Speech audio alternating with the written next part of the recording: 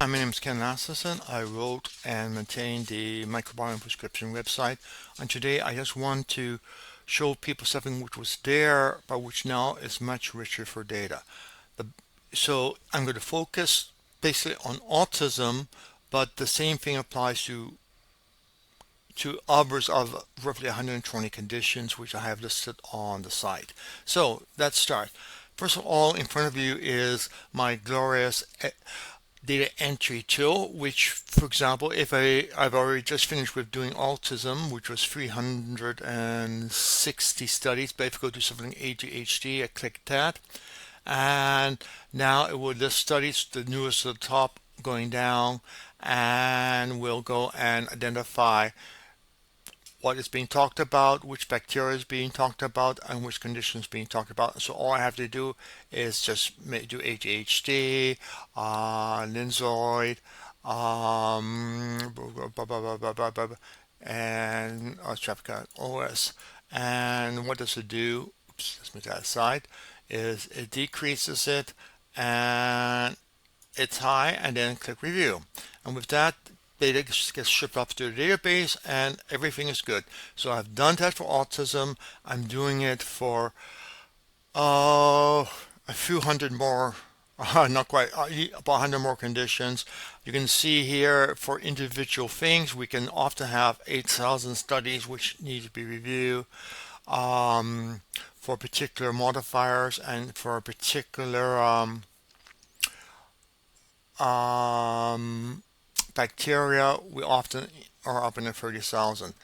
Slow process, but to quote Chairman Mao, the man who moves a mountain, and I'm basically moving a mountain of data. Okay, so we have this way of doing entry, and I'm basically going through literally a couple of hundred studies every day in order to improve the population. I discovered that my earlier way of doing this did not have a good as hit ratio as I was expecting it to. It actually missed a lot of studies, so I redid it and much happier with the number of studies found. Okay, let's see where we go from here.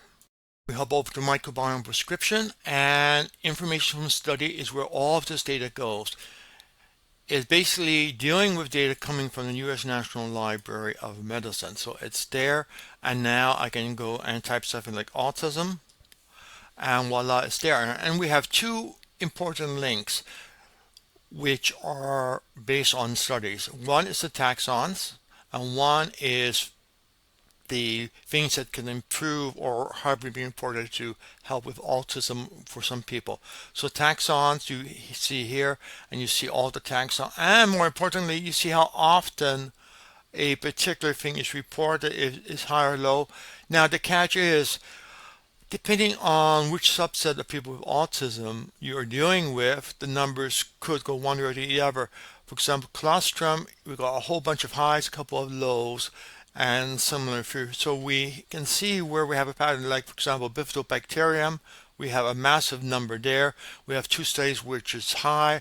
That study could be comparing to somebody else who happens to already have low bacteria, and hence bifidobacteria gets reported as high because the control group or the reference group was even lower than autism. So it gives you all the information there.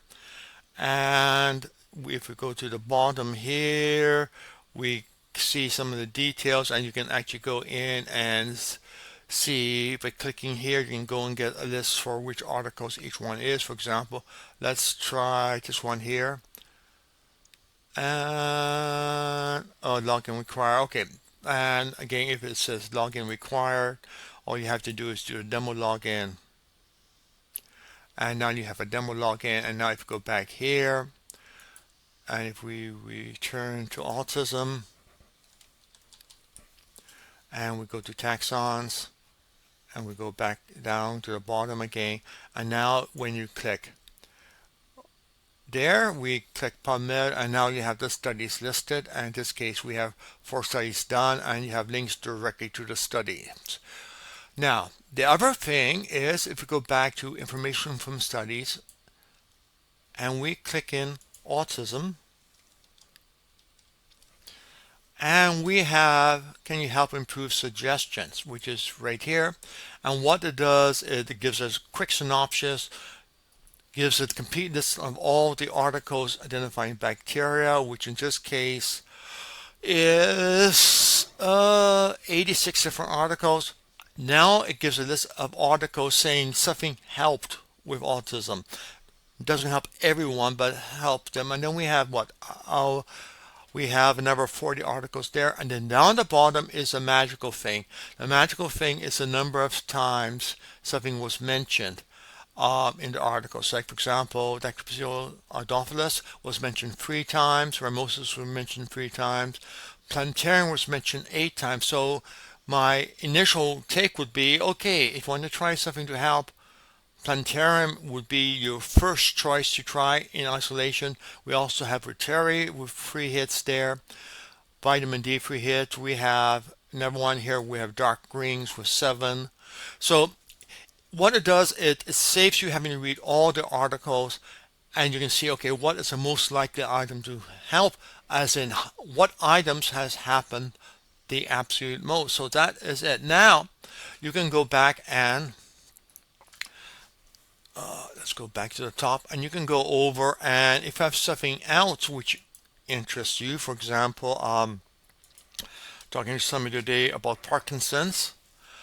Therefore, if I go over here, I see the bacteria associated with Parkinson's. You get in the big stack again. Pretty good size stack. And the number of times reported is simply the number of times it was detected in the study. If there's a percentile here, that comes from whatever sample you're active on. So don't worry too much about that. The number here will match whatever sample you are working on.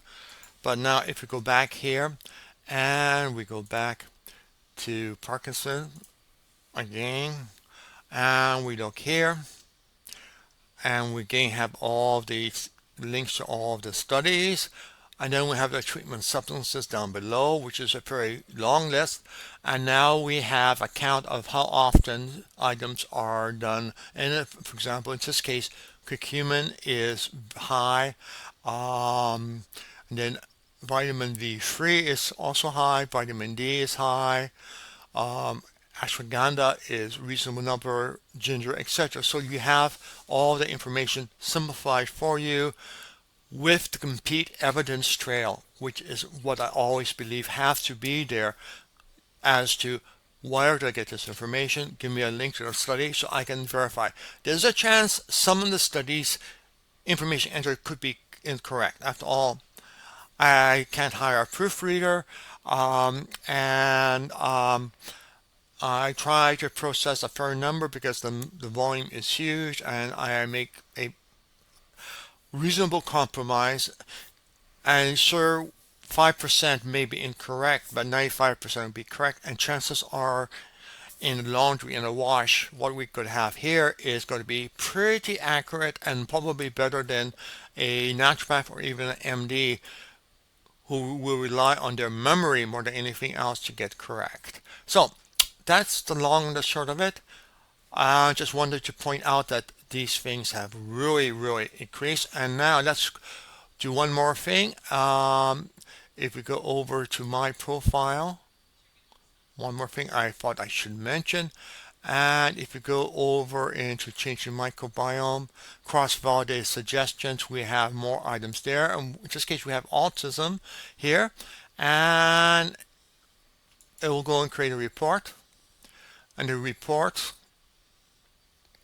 once it arrives, it does a mountain of calculations.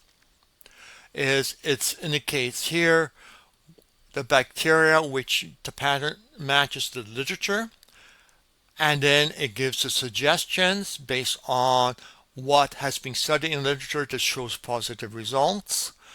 And so we have the short list here, and then we have what each substance impact in terms of bacteria. And then further down, we have additional suggestions, things which we calculate should help based on the bacteria alone, but we don't have necessary any evidence from studies as to whether or not it helps with autism. And then we have down the bottom, we have the top references, just about 100.